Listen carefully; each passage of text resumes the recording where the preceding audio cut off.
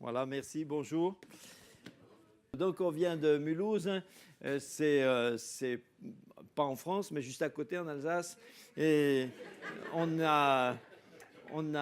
avons 3 enfants, 5 petits-enfants. Et là-bas, je travaille essentiellement dans l'équipe pastorale, dans tout ce qui est enseignement. On a enseignement, formation biblique. On a 2 formations bibliques, une résidentielle. Donc, sur une année, on a des étudiants à plein temps toute l'année. Ils font à la fois une formation théologique et pratique avec des stages qui ont été affinés pour chacun d'eux selon leur profil et leur capacité. Et puis une autre formation qui est une formation alternée qui laisse les gens chez eux, dans leurs églises, dans leur travail, avec des cours certains samedis, certains lundis soirs. C'est une formation qui dure 1 an et demi et qui est relayée sur le net. Les étudiants peuvent poser leurs questions directement pendant le cours, mais ils restent chez eux s'ils sont loin. Et dans les 2 formations, de toute façon, ils ont beaucoup de travail personnel avec des TP, des devoirs à rendre chaque semaine. J'ai une équipe de correcteurs qui reçoit leur travail et qui leur renvoie avec des annotations, des corrigés-types, des notes. Ils ont un gros travail de mémorisation de versets bibliques, avec des récitations écrites chaque semaine, etc. Vous voyez, on les met sous pression. Voilà. Donc, si vous voulez des renseignements sur ça, vous venez me voir. Après, je vous explique tout. Enfin, ce que vous voulez, quoi. Bon, ça va? Oui. Vous êtes content d'être là? Oui. Oui. Est-ce qu'il y en a qui sont venus parce qu'ils étaient obligés? Non? Non, c'est pour savoir. Non, vous êtes venus librement. Ben, c'est bien. Parce que quelqu'un pourrait être venu là parce qu'il n'a pas pu faire autrement. Hein? Je ne sais pas, il a été menacé ou quoi. Enfin bref. Donc, et ce serait dommage. Parce que tout ce qui devant Dieu n'est pas fait avec le cœur, tout ce qui ne vient pas vraiment d'une relation avec lui, tout ce qui serait fait ne serait-ce que par automatisme, parce que quelque part ça serait un peu obligatoire, hein, ça n'aurait pas de valeur. Hein. Si quelqu'un se disait c'est dimanche, bon, allons à l'église. Encore une fois. Bon, si c'est ça, franchement, ça vaut pas le coup, quoi. Et j'aimerais ce matin, si vous me le permettez, avec votre autorisation, j'aimerais parler de l'église locale. Par exemple, celle-ci. Et l'église locale, moi j'aime beaucoup l'église locale. Je crois à l'église locale, c'est-à-dire, quand je dis ça, je veux dire, je crois que l'église locale est l'agent de ce que Dieu fait. C'est le moyen d'action de Dieu dans ce monde. Hein. Il y a aujourd'hui beaucoup de discussions à propos de l'église locale et quelquefois des mouvements qui sont un petit peu, je dirais presque anti-église ou en tout cas hors église locale, comme si aujourd'hui le temps de l'église locale était fini, comme si on pouvait s'en passer, comme si tout le monde peut se débrouiller tout seul, où on est juste sur des espèces de réseaux un peu virtuels. Et puis, or, ceci est très pernicieux et ne construit pas. Et comme on va en parler ce matin, nous avons besoin de l'Église. Et l'Église est un corps. C'est évidemment pas juste une structure. Hein. C'est surtout pas le bâtiment. On a souvent appelé l'Église bâtiment. Et bon, ça c'est une tradition, mais dans le Nouveau Testament, on est bien conscient que le mot Église ne désigne jamais un bâtiment, mais seulement et toujours la communauté, le corps social fraternel des disciples de Jésus-Christ. Après, on a pris l'habitude au cours des siècles d'appeler le bâtiment dans lequel on se réunit, on a pris coutume d'appeler ça l'Église. Mais c'est pas l'Église. Dans un pays où on ne pourrait pas être dans un bâtiment, on se réunirait dehors et on serait l'église quand même. On irait quand même à l'église. Hein. Alors, Brigitte et moi, on n'a pas toujours, quand on s'est converti, on s'est pas converti dans une église comme celle-ci. Moi j'étais étudiant à cette époque-là, quand elle-même a été d'abord interpellée par l'évangile, par de sa sœur, son beau-frère, etc., des gens de sa famille. Et puis nous, on se connaissait depuis toujours. Enfin, quand j'ai connu Brigitte, j'avais 4 ans, moi. Vous voyez, donc on se connaît depuis longtemps. Et alors, et donc on se connaissait. Et puis elle a commencé à me parler de Jésus. Elle m'a dit, ah mais tu sais, dans ma famille, Jésus, tout ça. Et moi, j'avais un arrière-plan catholique. Je connaissais la doctrine. Je connaissais bien la doctrine parce que j'ai fait toutes les années le temps du collège comme interne au petit séminaire. Donc le catholicisme, je le connais très bien. Et alors j'ai dit oui, bon, ça je connais, mais à cette époque-là, moi j'étais un étudiant très libéré. Hein, et donc je croyais connaître. Hein. Et puis comme elle m'en a parlé, au bout d'un moment, j'ai dit, mais non, mais ça, c'est pas ce que je connais. C'était vraiment différent. Et bref, après quelques péripéties, bon, on s'est convertis, enfin, je me suis converti et on a marché ensemble, on s'est fait baptiser. Mais les gens qu'elle connaissait, c'était en France, c'était un tout petit groupe, un peu assez informel, pas structuré. C'était des anciens marginaux qui étaient des drogués, tout ça. Et finalement, c'était un petit groupe, quoi. Et puis, ils étaient en Normandie. Et après, au moment où on s'est converti, moi, je faisais mon service militaire. J'étais à Grenoble, donc à 700 km de là. Et on s'est retrouvés à Grenoble, on était tout seul. Mais vraiment convertis, mais tout seul. On connaissait personne. Alors, oui, on essayait les 2-3 cantiques qu'on connaissait. Puis on lisait la Bible, on chantait, on priait, mais on connaissait personne. Et alors un jour, une dame qu'on avait connue justement en Suisse, c'était à Lausanne, et nous a écrit pour dire, vous ne devriez pas rester tout seul, il faut que vous trouviez une église évangélique. Bon, on a dit oui, ça c'est une bonne idée. Bon, mais c'est où? C'est quoi? Et moi, j'étais très frileux par rapport à tout ce qui était structure, institution. J'avais très peur de me faire récupérer par un espèce de truc qui nous mettrait la main dessus. Alors, on était d'accord, on a lu cette lettre, et le même jour, on marchait à Grenoble, et on est passé devant une petite rue. Brigitte m'a dit, mais là, je sais qu'il y a une église évangélique. Parce que quelques années auparavant, elle avait eu l'occasion d'y emmener une dame âgée, mais vraiment pour lui rendre service. Elle-même, à cette époque-là, n'était pas du tout dans l'évangile, donc juste pour lui rendre service, elle l'a amenée. Elle est restée à la réunion avec elle, puis elle l'a ramenée après. Alors elle me dit, là, je sais qu'il y a une église évangélique, j'y suis venu une fois. Mais elle m'a dit, mais tu sais, ça ne va pas te plaire. Hein. Ils sont contre tout, tout est mauvais.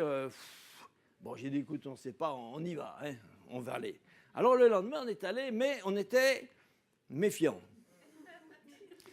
Donc on est arrivé un peu après le début et on s'est assis les 2 chaises juste à côté de la porte. Non, vous savez, on n'est jamais trop prudent. Hein. Il faut faire attention. Alors on s'est assis juste à côté, on a dit, écoute, si ça tourne mal, on se barre. Alors on est resté là au culte et c'était excellent. La prédication surtout, parce que moi j'aimais l'enseignement et vraiment là ça nous a nourris. On a dit, ah voilà, ça c'est bien, on va revenir. Mais alors on y est retourné, mais on n'y retournait que pour l'enseignement. Le reste, ça ne nous intéressait pas. On y allait pour l'enseignement. Donc on se débrouillait pour arriver en retard. Comme ça, on disait bonjour à personne. Et quand le pasteur disait « Nous allons prier », pendant qu'il fermait les yeux, nous, on se tirait. Donc c'est notre début. C'est comme ça qu'on s'est apprivoisé à l'église locale. Alors eux, ils nous voyaient, bien sûr. Ils nous avaient quand même repérés d'un œil. Et ils se disaient « C'est qui ces 2 petits moineaux, là ?»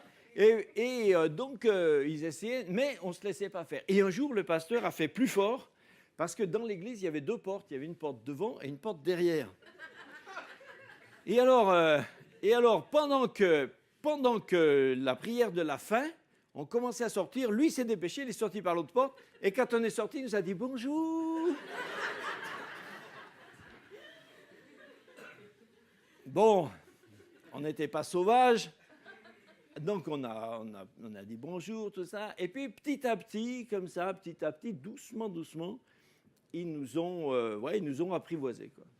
Et alors, on a fait quelques grandes découvertes. Je me suis rendu compte que c'était des gens presque normaux. Et finalement, on a commencé à aimer l'Église, on a commencé à aimer les gens, à aimer ce qui s'y faisait. Mais il nous a bien fallu au moins 6 mois avant de pouvoir vraiment dire c'est notre Église, quoi.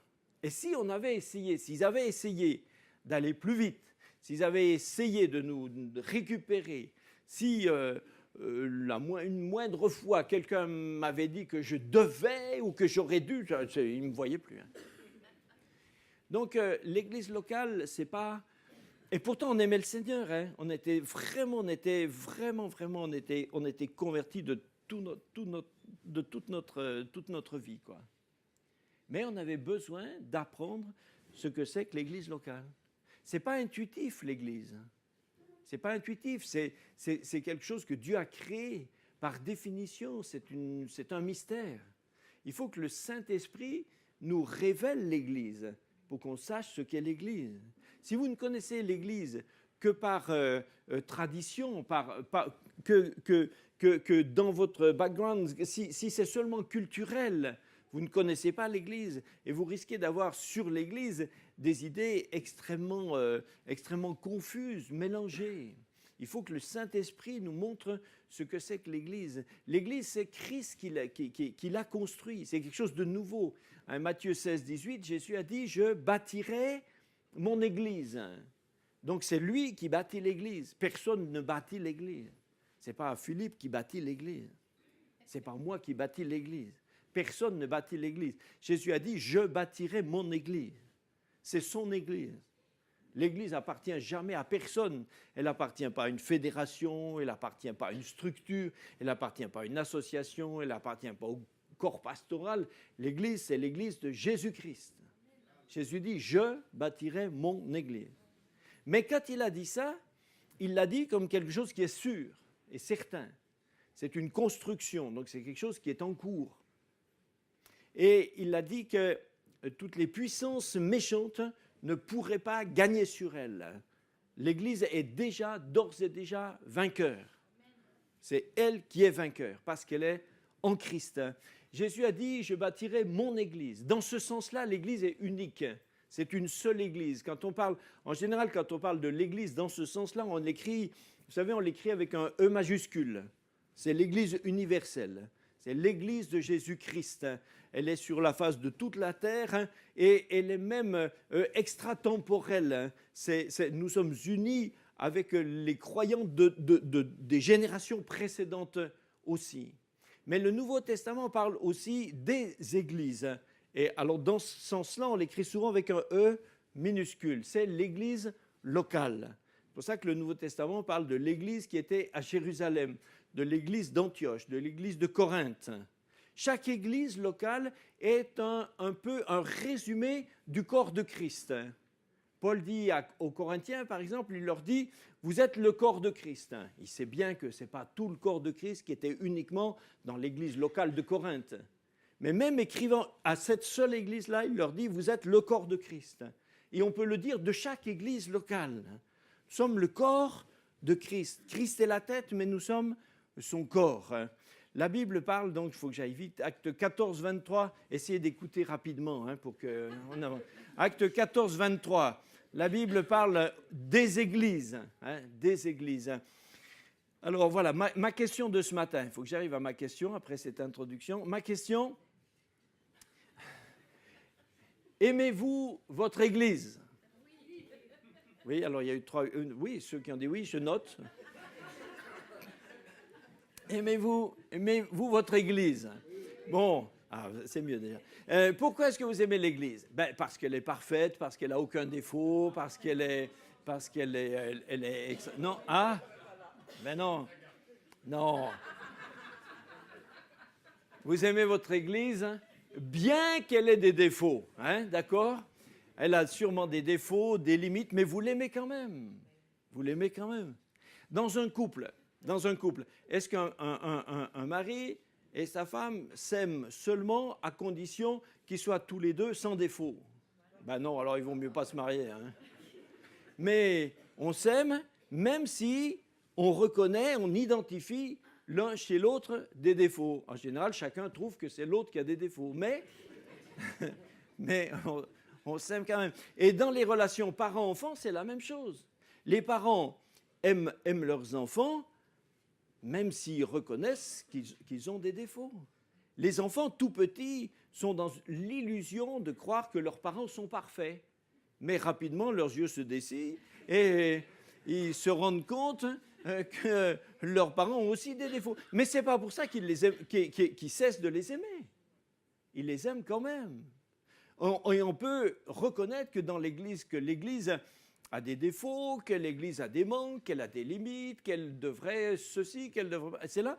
Et même quelquefois, chez nous, à l'APO, à Mulhouse, eh bien, on s'est rendu compte que les pasteurs aussi ont des défauts.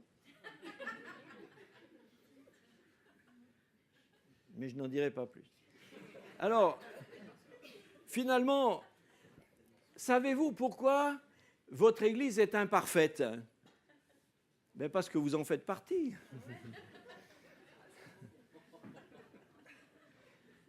C'est parce que vous en faites partie que l'Église est imparfaite. Si chacun d'entre vous n'étiez pas là, il aurait déjà quelques défauts de moins. Mais des qualités en moins aussi. Des qualités en moins. L'Église est imparfaite parce qu'elle est un tissu social, parce qu'elle est un tissu humain.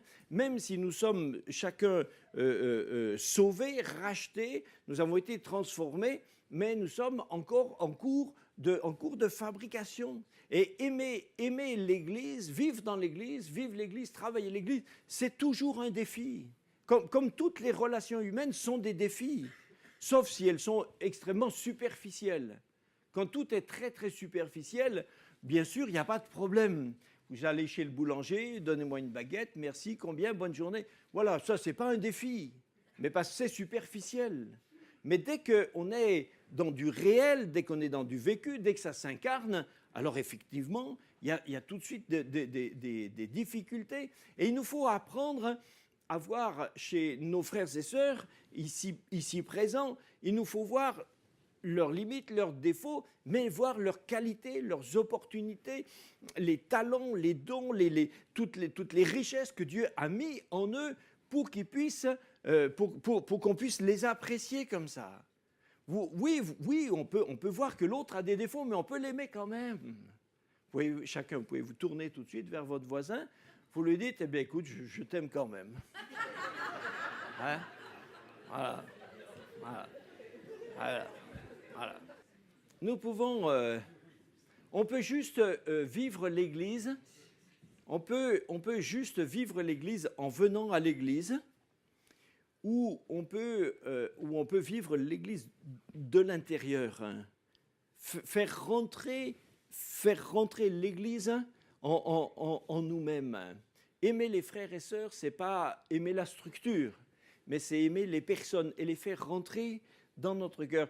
J'aime beaucoup ces réflexions que Paul avait avec l'église de Corinthe. C'est pourtant une église qu'il a fondée. C'était une église où les gens lui étaient très chers. Il s'est donné pour lui. C'est vraiment dans un esprit de sacrifice. Et à un moment, Paul a été peiné, chagriné, je ne sais pas s'il faut dire frustré, mais en tout cas déçu de ce que son investissement d'amour pour eux, eh bien, ne lui revenait pas en retour. Hein. En 2 Corinthiens 6, il leur dit, ça faut que je vous lise ça, il leur a dit clairement qu'il était déçu. Il dit au chapitre 6, verset 11, Il dit, notre bouche s'est ouverte pour vous, Corinthiens, notre cœur s'est élargi. Vous n'y êtes point à l'étroit, mais c'est votre cœur qui s'est rétréci pour nous. Rendez-nous l'appareil, je vous parle comme à mes enfants, élargissez aussi votre cœur. Paul compare le cœur de ses amis, de ses frères et sœurs corinthiens. Donc il dit, votre cœur s'est rétréci. C'est-à-dire que avant il avait le sentiment d'être dans leur cœur, mais que maintenant il n'y était plus. Quand je raconte cette histoire, je repense immanquablement toujours à ces pommes que vous pouvez garder tout l'hiver. Vous savez, vous avez des pommes qui se gardent bien, d'autres pas, mais il y a des pommes qui se gardent bien. Vous les gardez dans des bonnes conditions et tout l'hiver, elles se gardent bien. Mais tout l'hiver, elles se gardent, elles perdent de l'eau. Elles se déshydratent un peu. Donc elles diminuent un peu en volume et donc elles deviennent fripées comme ça. Elles deviennent petites, fripées, ratatinées. Et Paul dit aux Corinthiens, vous vous êtes ratatinés. Votre cœur s'est ratatiné. Il y avait de la place dedans avant et maintenant il n'y a plus de place. Avant, j'étais à l'aise dans votre cœur. Mais maintenant, je ne crois pas être dans votre cœur. Il dit, votre cœur, notre cœur s'est élargi. Vous n'y êtes point à l'étroit, mais votre cœur s'est rétréci pour nous. Ah, il était triste. Là, il était triste. Parce qu'auparavant, il avait avec eux des relations qui étaient des relations, des vraies relations. Et maintenant, il dit, voilà, ça s'est délité comme ça, c'est séparé. Et il dit, de nouveau, élargissez votre cœur. J'aime bien poser cette question à chacun de nous, à moi-même, à chacun, et nous dire, finalement, combien de personnes de notre église locale avons-nous fait rentrer dans notre cœur? Si on réfléchit, si on prend ça rapidement comme ça, on dit, ah ben moi j'aime tout le monde. Ouais. Mais tout de même, avoir fait rentrer quelqu'un dans son cœur, ou juste le supporter, c'est un peu différent. Et des fois juste on se supporte, on se tolère, on peut juste, oui, on n'a pas, non, mais certains, quand je pose des questions comme ça, certains me disent, ah mais moi j'ai pas de problème.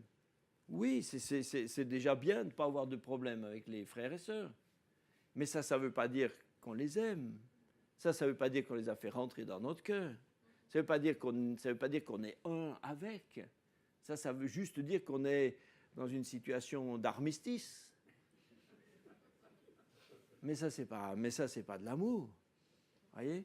Un peu plus loin, au chapitre 7, il dit « Donnez-nous une place dans vos cœurs. » Donnez-nous une place dans vos cœurs. Nous n'avons fait tort à personne, nous n'avons ruiné personne, nous n'avons tiré du profit de personne. Mais il dit « Donnez-nous une place dans votre cœur. » Ce serait... Je pense que c'est quelque chose qui est difficile. Ce serait difficile de se dire combien de... Si on devait chiffrer ça, faire une liste, combien de personnes j'ai fait rentrer dans mon cœur. Je pense que c'est un exercice difficile, hein? Et puis quand même relativement subjectif en même temps et tout ça. Donc j'avais pensé vous distribuer des papiers, des stylos, mais non, on ne va pas le faire. Mais ça appelle quand même des réponses. Ça appelle quand même des réponses concrètes, des réponses réelles. On ne peut pas juste se dire j'aime tout le monde. Oui, bon. Paul a comparé l'Église à un corps, un organisme biologique. Hein, c'est le fameux Romains, tout le chapitre 12 de Romains. Hein, vous connaissez ça sur la comparaison du corps, le fonctionnement organique de l'Église, Romains 12, hein, par exemple les versets 4, 5, j'ai noté juste les versets 4, 5, car comme nous avons plusieurs membres dans un seul corps et que tous les membres n'ont pas la même fonction, ainsi nous qui sommes plusieurs, nous formons un seul corps en Christ et nous sommes tous membres les uns des autres. Donc on est tous différents, tous avec des fonctions différentes, mais dans un corps, chaque partie, chaque organe a sa fonction, son utilité, son objectif et quelque part concourt au bon fonctionnement de tout. On en reparlait hier avec Philippe, l'œil ne peut pas se prévaloir sur ce que fait le pied, etc. Il faut que chacun fonctionne. Alors il y a des organes qui évidemment sont bien plus visibles, sont lisibles. On dit toujours qu'on voit quelque chose comme le nez au milieu de la figure, voilà. Mais il y a des choses, il y a des parties qui sont pas moins nécessaires. L'estomac qu'on ne voit pas, s'il marche plus, c'est embêtant. Et l'estomac, des fois, si la bouche ne marche pas, il dit « Oh, là-haut, il faudrait peut-être parler un peu moins, manger un peu plus. » Alors, donc tous, ils doivent concourir ensemble et se compléter. Et c'est ce que nous sommes. C'est ce que nous sommes. Certains se disent peut-être des fois affligés d'avoir une petite fonction. Mais il faut sortir de cette vision-là. La fonction de chacun est une fonction nécessaire et importante. Et elle ne doit pas être comparée. C'est l'ensemble. C'est l'ensemble. Est-ce que vous aimez votre Église ? Est-ce que vous êtes connecté à l'Église ? Pour pouvoir recevoir quelque chose de l'Église, il faut être connecté. Si on est juste à l'extérieur, si on est juste en surface, si c'est superficiel, on ne peut pas recevoir de l'Église. Certains, des fois, vont à l'Église et disent « Bon, je suis allé à l'Église, mais je n'ai rien reçu aujourd'hui. » Oui, mais est-ce que tu es connecté ? Tu peux pas. C'est comme les connexions, c'est comme un mail. Si tu n'es pas connecté, tu reçois rien. Ça ne veut pas dire que ça veut pas dire qu'on t'a rien envoyé, mais ça veut dire que tu n'es pas connecté. Il faut être connecté. Il faut être. C'est indispensable pour recevoir. C'est se savoir uni avec. C'est avoir besoin, savoir aussi qu'on a besoin. C'est dans une soif, dans une attente. Un besoin d'enseignement, de communion fraternelle, d'encouragement, de profiter des opportunités. C'est seulement en se frottant les uns aux autres qu'on laisse aussi voir qui on est. C'est sûr que quand on se frotte pas vraiment aux gens, on peut laisser des illusions. On peut avoir l'air plus ou moins clean, on peut avoir l'air un peu parfait. Mais dès qu'on se rencontre vraiment, à ce moment-là, on découvre qui on est vraiment. C'est comme dans certains, on dit dans le mariage, il y a des fiancés, ils n'ont pas fait des fiançailles intelligentes. Ils sont juste fiancés pour faire que des choses ensemble, que des choses agréables. Ils sont allés se promener, puis ils sont allés faire du ski, et puis ils sont allés se promener autour du lac. Alors, ils ont fait que des choses tranquilles, paisibles, et voilà. Alors, et puis un jour, ils se marient. Alors là, tout d'un coup, ils se découvrent. Et comme quelqu'un a dit, si l'amour rend aveugle, le mariage lui rend la vue. Mais parce qu'ils ne se connaissaient pas. Dans l'Église, si on est en surface, on ne se connaît pas. Mais dès qu'on se rencontre, alors oui, on admet que les autres vont nous voir comme on est. Je raconte souvent, Brigitte a eu un moment mal à son pied, elle ne pouvait plus faire les courses. Alors j'ai dû aller faire les courses. Donc je suis rentré dans un temps d'épreuve. Et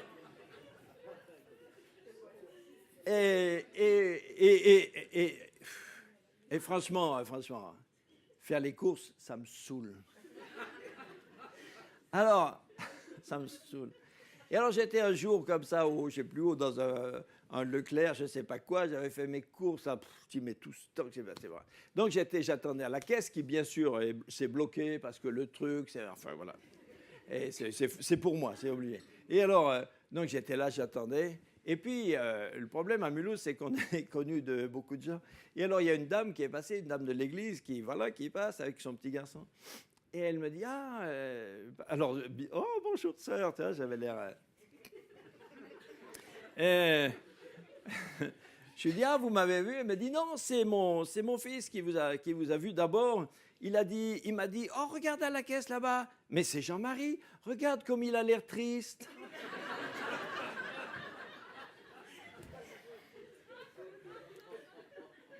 Donc, bien sûr, si on vit l'Église, réellement l'Église, hein, vos petits défauts, les gens vont les connaître. Tout d'un coup, ils vont savoir que toi, tu es colérique, toi, tu es impatient, toi, tu tires toujours la couverture à toi, tu as toujours besoin de raconter des blagues. Voilà, il faut que les gens rient, bon, ils sont gentils. Et on va découvrir des tas de choses. Alors, si je veux que personne ne connaisse mes défauts, alors je fais attention, je rentre pas dans la communion, je reste sur la marge, hein, je mets mon costume, je salue tout le monde gentiment, bonjour. Après, je m'en vais, à dimanche, frère. Voilà. Et tout le monde croit que je suis bien. Mais si on se fréquente, voilà, si je fais les courses, vous découvrez. Et si vous voulez donner, il faut être connecté. Vous pouvez pas donner, faire profiter les autres de ce que Dieu vous a donné si vous n'êtes pas vraiment impliqué dans l'Église. Si vous voulez juste donner depuis la surface, ça ne marche pas. Si vous voulez vraiment communiquer ce que Dieu vous a mis à cœur, ce que vous êtes, ce qu'il a fait de vous, il faut que vous soyez vraiment impliqué. C'est nécessaire pour recevoir, mais c'est nécessaire pour donner. Et il y a plus de joie à donner qu'à recevoir. Beaucoup de gens sont frustrés parce qu'ils ne donnent pas. Mais ils ne donnent pas parce qu'ils ne sont pas connectés pour donner. Parce qu'ils voudraient juste donner, mais rester de loin. Ils veulent juste envoyer à l'église, aux autres, ils veulent juste leur envoyer un petit paquet de temps en temps, par la poste. Mais ça ne marche pas.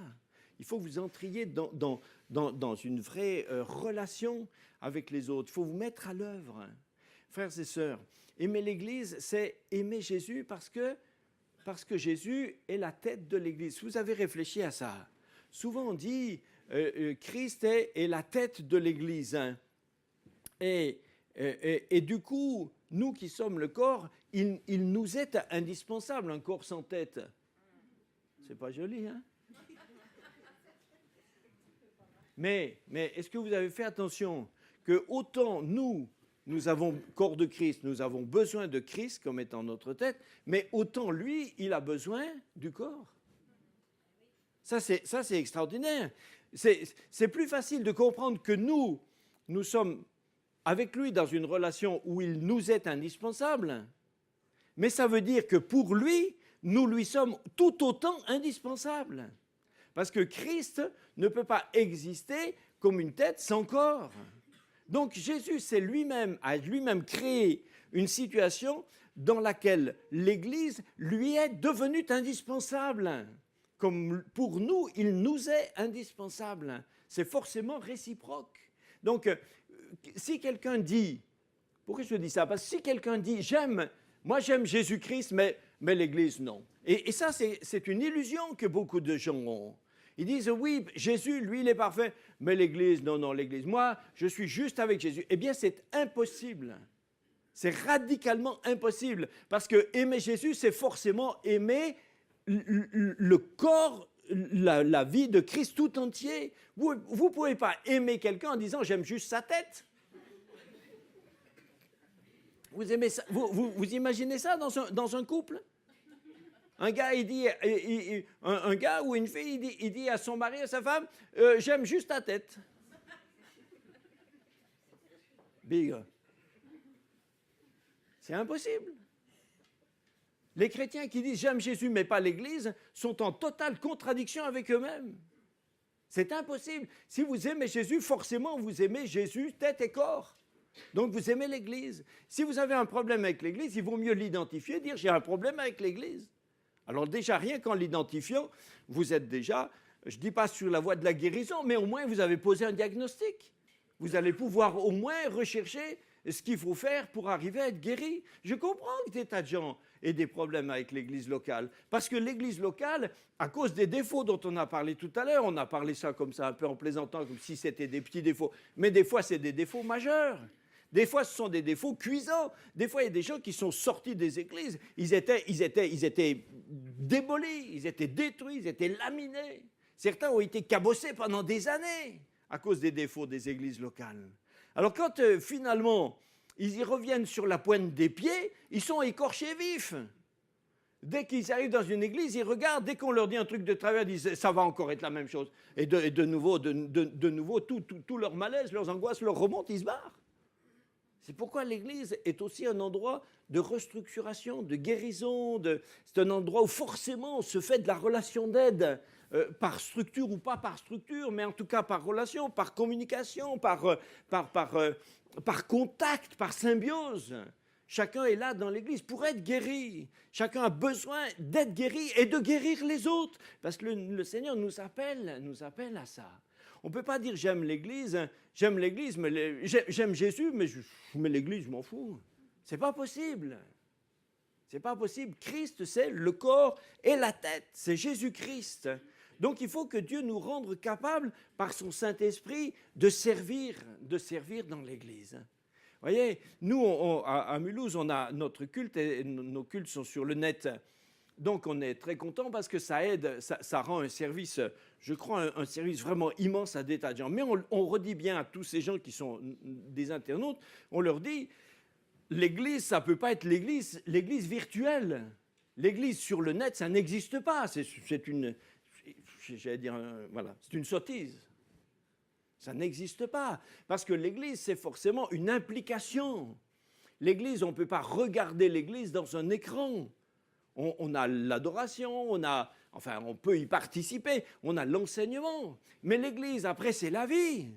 L'Église, c'est des gens. L'Église, c'est devenir un avec les autres. L'Église locale, c'est l'ensemble des personnes qui se connaissent, qui se rencontrent, qui travaillent ensemble, qui prient ensemble, qui œuvrent ensemble, qui deviennent frères et sœurs directement ensemble les uns des autres. Sur le net, tout ça n'existe pas. L'Église, c'est un endroit où on fait les œuvres. Un chrétien qui n'est pas impliqué, pour moi, il n'est pas chrétien. En tout cas, il y a quelque chose chez lui qui n'est pas converti. Être chrétien, ce n'est pas assister à des cultes. Être chrétien, ce n'est pas recevoir de l'enseignement. Être chrétien, ce n'est pas juste avoir adhéré à la bonne doctrine. Être chrétien, c'est être rentré dans le service de Dieu, dans son royaume. Donc, ça veut dire concrètement, ça veut dire de faire quelque chose. Quelqu'un qui vient juste à l'église, il vient à l'église, il repart, il revient à l'église, et toute sa vie chrétienne consiste à assister à des réunions, il a la réunionnite, mais il n'est pas rentré dans la vie chrétienne. Il n'est pas rentré dans la vie chrétienne, la vie chrétienne. Si vous voulez travailler sur ça, on n'a pas le temps maintenant, parce qu'on m'a dit qu'on doit finir à 14h. Hein. Mais si vous voulez travailler sur ce thème, relisez l'épître à Tite. L'épître à Tite, c'est l'épître des bonnes œuvres. Mais alors, si vous lisez Tite et puis vous voulez vous l'appliquer, vous allez voir que l'épître à Tite ne nous autorise pas à considérer que la vie chrétienne consiste à assister à des réunions. C'est pas possible. Tite 2 parle d'un peuple zélé pour les bonnes œuvres. Zélé, vous savez ce que c'est? Zélé. Zélé, non, c'est pas avoir des ailes, c'est être enthousiaste. C'est être enthousiaste pour faire les œuvres de Dieu. Zélé, c'est enthousiaste pour les bonnes œuvres.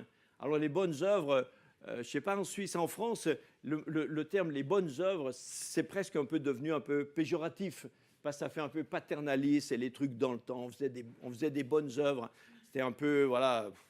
Alors dites les œuvres bonnes si vous voulez, mais Tite 3 dit d'être prêt à toute bonne œuvre. Êtes-vous prêt à toute bonne œuvre? C'est bien, merci beaucoup. Ça m'encourage. Tite, un peu plus loin. Que ceux qui ont cru en Dieu s'appliquent à pratiquer des œuvres bonnes. Ceux qui ont cru, et il me semble qu'ici on est dans ce consensus, que ceux qui ont cru en Dieu s'appliquent à pratiquer de bonnes œuvres. Encore un peu plus loin, que les nôtres apprennent à pratiquer de bonnes œuvres. Dans une toute petite épître qui fait à peine 4 petits chapitres, ça fait beaucoup. Ça veut dire que c'est un thème dominant. Alors certains des fois me disent, mais oui, moi je voudrais bien faire quelque chose pour le Seigneur, mais je ne sais pas, je n'ai pas trouvé en fait. Alors ça, vous me dites plus ça. Hein? On est d'accord, vous me dites plus ça. Parce que ça c'est pas possible. C'est juste pas possible. Je vais juste vous lire une petite liste que j'ai faite, mais qui n'est pas complète, mais une toute petite liste de différentes activités qui sont possibles. C'est celles qui se font chez nous à l'APO. Alors, je ne dis pas que tout est possible dans toutes les églises locales, mais ça peut vous donner des idées. Par exemple, vous pouvez, pour faire des œuvres bonnes, vous pouvez vous impliquer dans les groupes de maison. Dans les groupes de maison, on peut recevoir le groupe chez soi, on peut préparer la réunion, on peut préparer ce qui s'y fait, on peut suivre les gens. C'est tout un travail. Déjà, rien qu'un groupe de maison, déjà, là, vous avez du travail pour toute l'année. Hein. Après, vous pouvez vous impliquer avec les écoles du dimanche. L'école du dimanche, ce n'est pas la garderie pour que les petits nous fichent la paix pendant le culte. Hein. L'école du dimanche, c'est pour qu'ils deviennent des disciples de Jésus-Christ. Hein. Les meilleurs évangélistes de l'église locale, c'est les mamans et les monitrices d'école du dimanche. Le premier fournisseur de nouveaux disciples dans l'église, c'est les mamans et les écoles du dimanche. Ça, c'est connu, c'est partout. La moitié des chrétiens, les 2 tiers des chrétiens dans les églises locales se sont convertis en écoutant leurs mamans et les monitrices de l'école du dimanche. Donc, il ne faut pas prendre ça à la légère. Et puis, dans l'église, vous avez tous les services techniques. Chez nous, on a les services d'accueil, le parking, les caméras, la duplication, la librairie, le ménage, l'entretien des bâtiments. Vous pouvez être impliqué dans le secrétariat de l'église, la comptabilité, l'administration. Vous pouvez participer à des activités à l'extérieur avec quartier libre, avec des colos, avec des camps, etc. Vous pouvez faire pour les enfants en difficulté, les vôtres ou ceux du quartier, du soutien scolaire. Chez nous, on a un club de motards, un club de cyclistes, un club de foot. On a besoin de gens qui font de la traduction en allemand, en anglais, en langage des signes. Vous savez, le langage des signes. Vous avez des traductions en écrit, vous avez de la correction de texte. On a toutes les activités qui font partie de l'humanitaire. Vous avez pour ça, on a des gens qui font des travaux artisanaux, de la couture. Vous avez tout ce qui concerne les repas dans l'église. Je vous passe l'évangélisation, la mission, la louange, la musique, les visites des personnes âgées ou des malades, l'intercession. Moi, j'ai besoin de toutes les activités pour l'école biblique avec les correcteurs, avec les différentes, la logistique, etc. Et puis, vous avez des gens qui sont impliqués dans la relation d'aide, le suivi des couples et des familles, la préparation au mariage, et il y en a même quelques-uns qui prêchent. Donc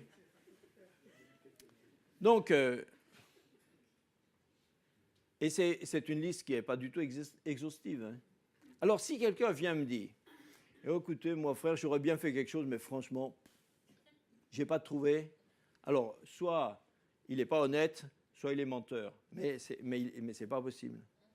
Parce que venez me voir, si vous êtes dans ce cas-là, venez me voir, on va repasser la liste ensemble, vous allez voir, vous allez être mal après. Hein. Non, je dis ça, c'est pas possible. C'est pas possible que Dieu nous ait sauvés pour nous mettre au chômage.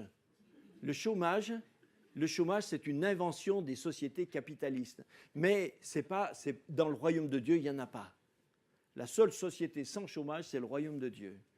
Dieu nous a chacun sauvés et nous a donné à chacun des dons, des capacités, des talents, des opportunités, un historique, etc., des dons spirituels pour servir Dieu.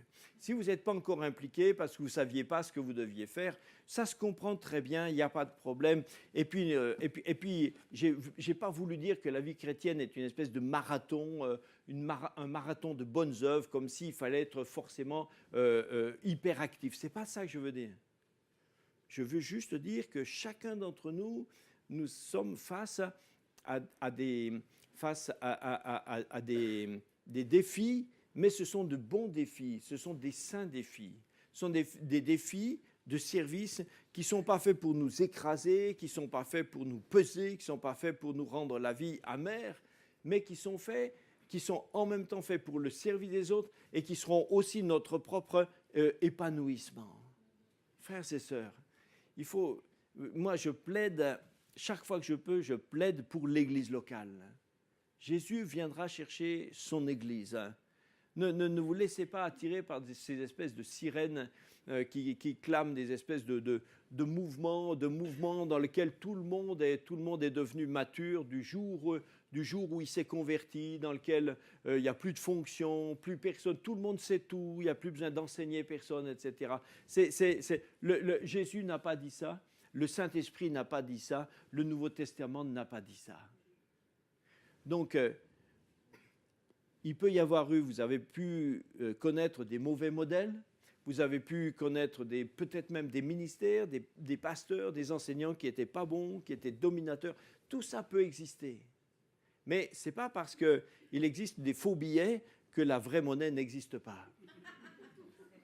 Hein?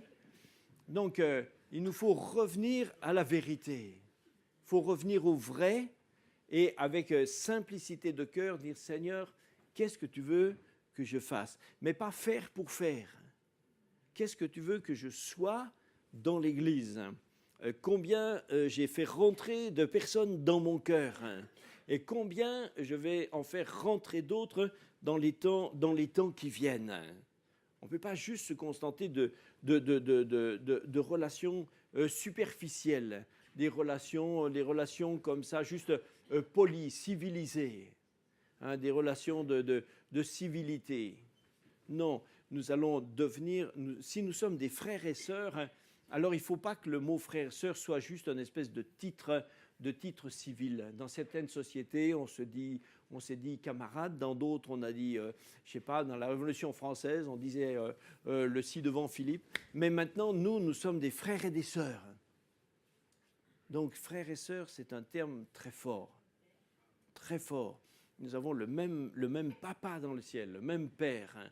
Et parce que nous avons ce même père, hein, alors nous sommes entrés avec Jésus-Christ dans un service commun, tous ensemble. Hein. Frères et sœurs, aimez votre Église. Hein. Travaillez avec votre Église. Croyez à votre Église. Croyez que Dieu veut faire grandir votre Église. Pas juste grossir, grandir. Hein. Elle va s'élargir, des gens nouveaux vont venir se rajouter, d'accord, mais il faut aussi qu'elle ait des racines, il faut qu'elle devienne solide, il faut que vous-même, que chacun d'entre vous dans l'Église, vous trouviez votre place, que vous trouviez ceux avec qui particulièrement vous allez être connectés. Tout le monde n'est pas connecté à 100% avec tout le monde, mais c'est ce réseau doit être efficace pour que l'œuvre de Dieu se fasse. OK ? On va prier. Merci Seigneur de bénir cette Église. Je bénis cette Église que Dieu a suscitée dans ce lieu, dans cette ville, avec d'autres églises qui peuvent être dans la même ville, qui peuvent être ailleurs. Merci Seigneur.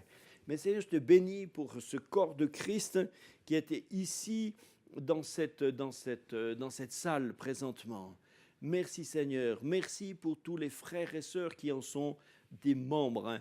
Merci parce que tu les as fait membres les uns des autres.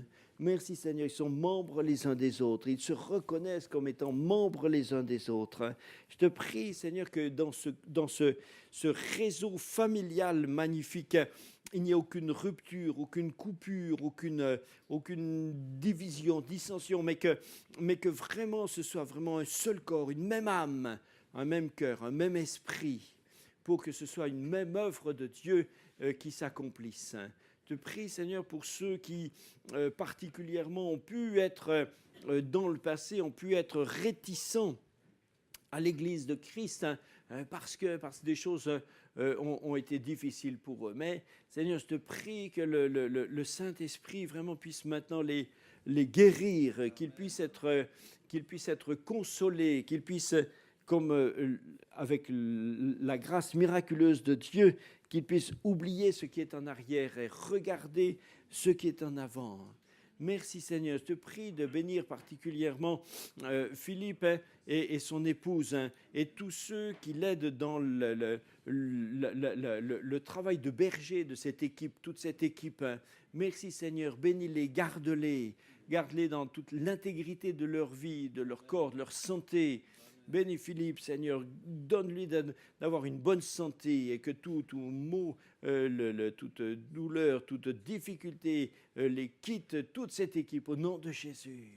Au nom de Jésus, je te prie, Seigneur, pour que tous les membres de cette Église puissent avoir à cœur d'être zélés pour de bonnes œuvres, celles que Dieu a préparées pour eux-mêmes et pour l'Église. Oh Seigneur, ouvre-leur les yeux. Ouvre-leur les yeux, Seigneur. Je te prie que miraculeusement, chacun puisse voir les œuvres que tu avais préparées, qu'ils n'avaient pas vues, qui sont là devant eux maintenant, Seigneur. Oui, je crois que le Seigneur va vous ouvrir des choses, va ouvrir devant l'Église des choses nouvelles qui n'étaient pas initiées maintenant. Mais qui vont être initiés, que vous allez reconnaître comme les bonnes œuvres que tu as préparées d'avance, afin qu'ensemble, l'Église les accomplisse. Merci Seigneur notre Dieu. Merci parce que tu as dit que les puissances méchantes ne l'emporteront pas sur l'Église. C'est Christ qui bâtit cette Église. Et nous proclamons tous ensemble ce matin que c'est l'Église de Jésus-Christ et que c'est lui qui l'a bâti pour l'éternité. Merci Seigneur. Amen. Alléluia. Que Dieu vous bénisse.